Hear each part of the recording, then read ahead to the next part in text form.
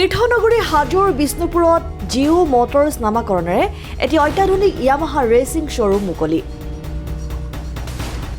হাজোবাসীৰ সুবিধাৰ্থে তীৰ্থনগৰী হাজোৰ বিষ্ণুপুৰ নতুন বজাৰত জিও মটৰ্ছ নামকৰণেৰে এটি অত্যাধুনিক ইয়ামাহা শ্বৰুম মুকলি কৰা হয়।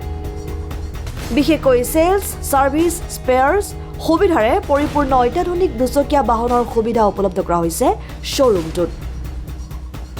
গ্ৰামাঞ্চলৰ লোকসকলক চহৰাঞ্চলৰ লগত ফেৰ মাৰিব পৰাকৈ অতি আকৰ্ষণীয় ডিজাইনৰ সৈতে উন্নত মানৰ দুচকীয়া বাহন ইয়ামাহা ৰেচিঙৰ ব্যৱস্থা শ্বৰুমটিত প্ৰদৰ্শন কৰা হৈছে বুলি জানিবলৈ দিয়ে শ্বৰুমৰ স্বত্বাধিকাৰী প্ৰণৱ বৰ্মনে। ইয়াৰ উপৰি চলিত এপ্ৰিল মাহত বাহন ক্ৰয় কৰিলে সম্পূৰ্ণ বিনামূলীয়াকৈ গ্ৰাহকক স্মাৰ্ট ৱাটছ প্ৰদানৰ ব্যৱস্থাও কৰা হৈছে বুলি জানিবলৈ দিয়ে উদ্যোক্তা সমিতিয়ে। লুইট অটোমোবাইলছ আমাৰ গুৱাহাটীত ইয়ামাহা টু হুইলাৰৰ ডিলাৰশ্বিপ আছে। লুইট অটোমোবাইলছৰ আণ্ডাৰত আজি জিও মটৰ্ছে ইয়াতে আমাৰ এটা সেলছ আৰু ছাৰ্ভিছৰ আমাৰ এজ পাৰ ইয়ামাহা ষ্টেণ্ডাৰ্ড আমি ইয়াতে শ্বৰুম আৰু ৱৰ্কশ্বপ ষ্টাৰ্ট কৰিছোঁ, ইনগ্ৰেট কৰিছোঁ। আৰু আজি আমি বহুত কাষ্টমাৰক আমি ইয়াতে ডেলিভাৰীও দিছোঁ।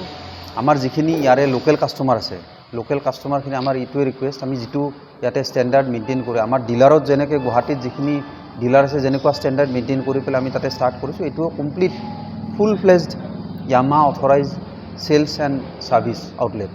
গতিকে যিখিনি ইয়াৰে লোকেল কাষ্টমাৰ সেইখিনি হাজোৰ কাষ্টমাৰখিনি আকৌ এতিয়া গুৱাহাটীত গৈ পেলাই গোটেই দিনটো ৱেষ্ট কৰিব নালাগে, খৰচো কৰিব নালাগে, আমাৰ ছেম কোৱালিটি।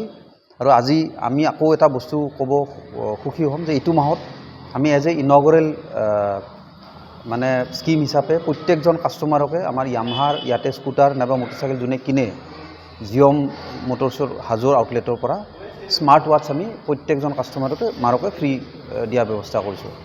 গতিকে আজিৰ দিনটোৰ কাৰণে নহয়, এইটো মাহৰ কাৰণে। এইটো মাহ যিহেতু অস্পিচিয়াছ, আমাৰ বিহু অসমীয়াৰ বিহু ডাঙৰ ফেষ্টিভেল এটা এইটো মাহতে হয়।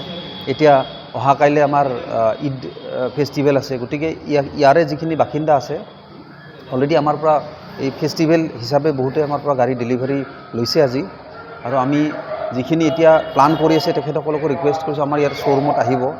আৰু ইয়ামাহা যিখিনি আমি স্কুটাৰৰ যদি কথা কওঁ, 125cc স্কুটাৰত ইয়ামাহাত অলমষ্ট আমি এচিয়ৰ্ড মাইলেজ আমি 90 কিলোমিটাৰ মাইলেজ দিয়া বুলি আমি এইখিনিতে এনাউন্স কৰিছোঁ।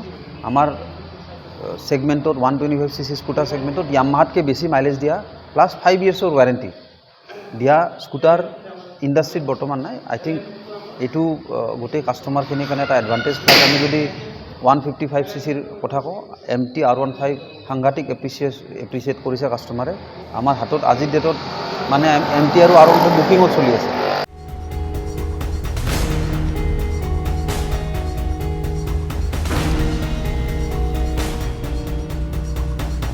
হাজোৰ পৰা অনামিকা কলিতাৰ ৰিপৰ্ট, ডেমক্ৰেটিক আছাম।